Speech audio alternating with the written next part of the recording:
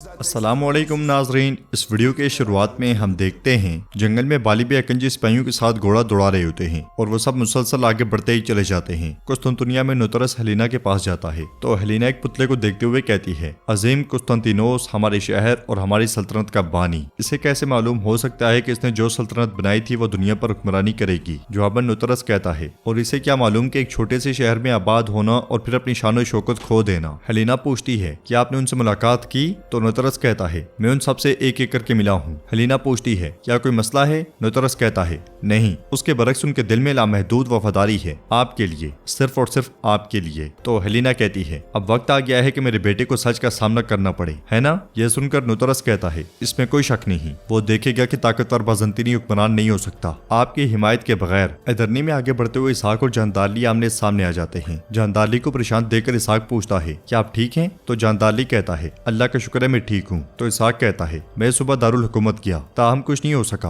वो मेरी बात नहीं सुनते। तो जानदारली कहता है, हमारे सुल्तान की हालत बद से बदतर होती जा रही है इसहाक, तबीब इलाज की तलाश में है। जो अपने साथ कहता है, इंशाअल्लाह उन्हें जल्द इलाज मिल जाएगा। फिर जानदारली कहता है, हमारे लिए अरबान मसला नहीं है। महमद सोचता है कि अगर हमारे सुल्तान को कुछ हुआ तो हम सरोहान को कोई पैगाम नहीं भेजेंगे, इसलिए वो शहाबुद्दीन को पैतख्त में रखे हुए है। इसहाक पूछता है, क्या हम पैगाम भेजेंगे? तो जानदारली कहता है, हमारी अपनी कदीम रिवायात हैं, रियासत रिवायात के साथ मजबूती से खड़ी है, यही वजह है कि हम सरोहान को पैगाम भेजेंगे। अलबत्ता हम कुस्तुनतुनिया भी पैगाम भेजेंगे। यह सुनकर इसहाक खुश होते हुए कहता है, आप रिवायात और इस सब की बात कर रहे हैं, क्या शहजादे अहमद का रिवायात के मुताबिक इस सब के लिए कोई मुकाम या हक नहीं है? जवाबन जानदारली कहता है, उसका हक है, ताहम उसके लिए भी अभी वक्त है। वक्त आने पर रिवायात और हुकूक को दोबारा तकसीम किया जाएगा। दूसरी जानिब रात के वक्त महमद फातेह गुलशाह और सिपाहियों के साथ करमान की जानिब रवां दवा होते हैं। वो गुलशाह से पूछते हैं, क्या आप अपने वालदा के बारे में सोच रही हैं? यह सुनकर गुलशाह कहती है, मैं उनके बारे में ना सोचूं कि ऐसा मुमकिन है? मुझे खदशा है कि मेरे पहुंचने से पहले ही वो मर जाएंगी। जवाबन महमद फातेह उन्हें हौसला देते हुए कहते हैं, इंशाअल्लाह हम वक्त पर पहुंच जाएंगे। इब्राहिम साहब भी परेशान होंगे, हमने बिला वजह उनका दिल तोड़ दिया, इस मुलाकात में हम सब कुछ ठीक कर लेंगे। तो गुलशाह कहती है, मेरे बाबा नाराज नहीं होंगे, जब आप इसके बारे में बात करेंगे तो वो सब कुछ भूल जाएंगे। मगर महमद फातेह कहते हैं, फिर भी वो हमसे नाराज हैं और हम पर गुस्सा हैं। जवाबन गुलशाह कहती है, बाप कितने ही गुस्से में क्यों ना हो, वो अपने बच्चों की तरफ से माफी मांगने का इंतजार करते हैं, फिर सारी नाराजगी भूल जाते हैं। आपने अपने वालिद मुराद खान और अपने बीच नाराजगी कैसे दूर की? महमद फातेह के जवाब ना देने पर गुलशाह कहती है, माजरत ख्वाह हूँ अगर मेरा सवाल बुरा लगा, यह खबर हम तक भी पहुंची थी जब उन्होंने आपको तख्त से उतारा था। महमद फातेह कहते हैं, अब तुम पूछोगी कि मैं उनके सामने कैसे झुक गया? चाहे आपके वालिद ने कहा हो, लेकिन आपने तख्त क्यों छोड़ा?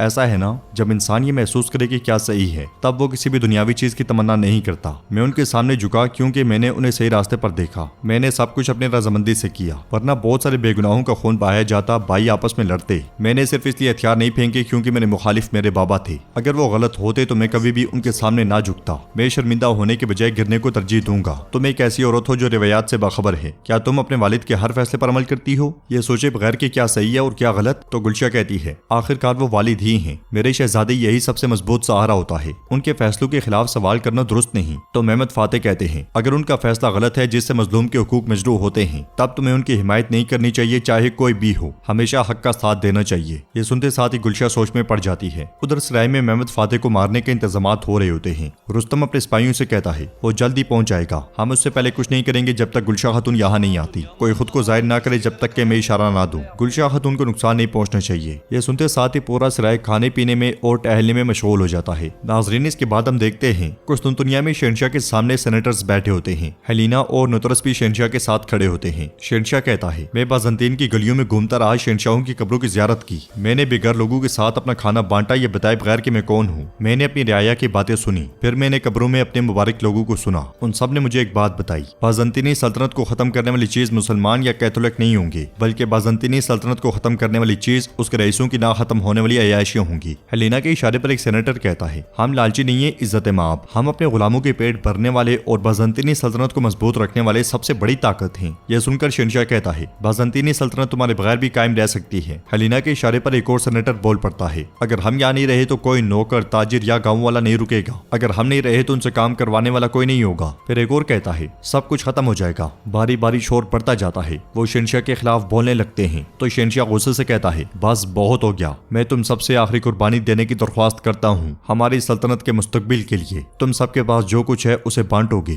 मगर कोई भी शहंशाह की बात की हिमायत करने को तैयार नहीं होता और वो सब शहंशाह के खिलाफ चमगोइयां करने लगते हैं। एक सेनेटर कहता है हमारी कमाई हड़पने के बजाय यह खर्चा उरहान के अखराजात से निकाल दो। तो शहंशाह कहता है क्या तुम्हें अंदाजा भी है कि उरहान के लिए दिए जाने वाले महसूल का हमारी रियासत और खजाने को कितना फायदा है? उस्मानी हर साल उसके लिए 300 सोने के सिक्के अदा करते हैं। इसके अलावा वो हमारे लिए बहुत खास है। उरहान की वजह से उस्मानी हम पर हमला नहीं करते। तो दूसरा सेनेटर कहता है तो फिर उरहान के लिए अदा किए जाने वाले अखराजात दुगना कर दे मेरे शहंशाह। एक और कहता है वो रोजाना अनातोलिया से आने वाले सरदारों के लिए सुल्तान बनता फिरता है, उनमें भारी रकम का सोना बांटता है। तुम ये सोना लोगों को दे सकते हो। शहंशाह गुस्से में कुछ कहने लगता है तो हेलेना कहती है अब ये शहंशाह कुस्तांतिनोस का दौर है और फैसले भी इसी के होंगे। तुम सबको मेरे बेटे के अहकाम मानने होंगे। वो आप सबके मालो दौलत को हाथ नहीं लगाएगा। ताहम जिन मिसाइल का शहंशाह ने खुद जिक्र किया उन्हें नजरअंदाज नहीं किया जाएगा। जहाँ तक उरहान का ताल्लुक है यह मत भूलना बाज़ंतीनी सल्तनत को अपनी ताकत उन प्यादों से हासिल होती है जिन्हें वो अपनी मुखालिफ रियासतों के खिलाफ इस्तेमाल करते हैं। नाजरीन यहाँ पे हम आपको बताते चलें कि हेलेना शहंशाह के सामने अपनी ताकत दिखाना चाहती है। जितने भी सेनेटर्स हैं वो हेलेना की हिमायत याफ्ता हैं। वो शहंशाह के साथ तो बहस करते हैं मगर हेलेना की बात सुनने के बाद एक सेनेटर कहता है क्या आप इसकी जमानत देती है मोहतरमा? हेलेना कहती है मैं जामिन हूँ। यह सुनकर दूसरा कहता है अगर आप जामिन है तो हम मदद करेंगे। यह सुनकर शहंशाह गुस्से में वहां से चला जाता है। उधर महमद फातेह का काफिला सराय के बाहर जा पहुंचता है। घोड़ों से उतरने के बाद जगनोज पाशा सिपाहियों से कहते हैं अंदर जाकर तैयारी देखो। महमद फातेह और गुलशाह भी बगी से उतर जाते हैं। गुलशाह काफी परेशान दिखाई देती है। दो सिपाही सराय में जाकर सूरत-ए-हाल का जायजा लेते हैं और फिर सराय के जाली सरबराह से पूछते हैं क्या तुर्गुत साहब यहाँ नहीं है? तो वो कहता है वो यहाँ का मालिक था, अपनी माँ के मरने के बाद गाँव चला गया और वापस नहीं आया। यह सुनकर सिपाही से कहता है फिर कान खोलकर सुन लो,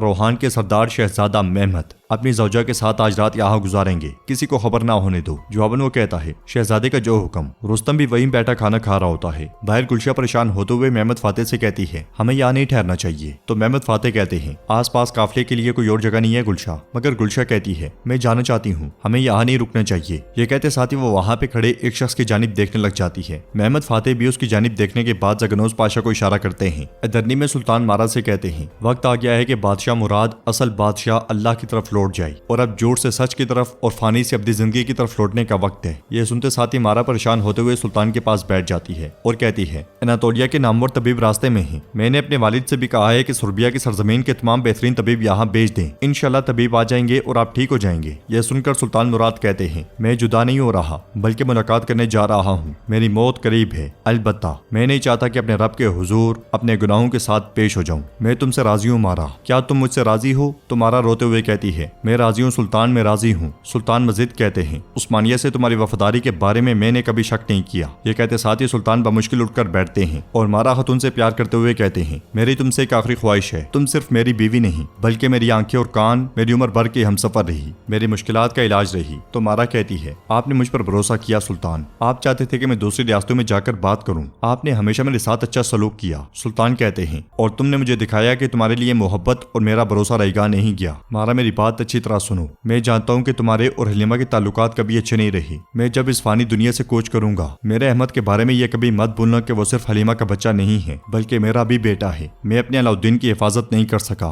कहीं मेरा अहमद भी मुझसे नाराज ना रहे। मेरे अहमद की देखभाल करना तुम्हारी जिम्मेदारी है मारा। यह सुनकर मारा कहती है मैं आपके अहमद की हिफाजत अपने दिल में आपके लिए वफादारी के साथ करूंगी, मेरा दिल हमेशा उसके साथ रहेगा। यह सुनकर सुल्तान बहुत खुश होते हैं और फिर से लेट जाते हैं और नाजरीन एपिसोड का भी इख्तिताम होता है। अगर आपको वीडियो पसंद आए तो वीडियो को लाइक करें, चैनल को सब्सक्राइब करें और बेल आइकन पर लाजमी से क्लिक कर दें। इंशाल्लाह मिलते हैं नेक्स्ट वीडियो में, तब तक के लिए रखें अपना और अपनों का बहुत ज्यादा ख्याल। अल्लाह निगहबान।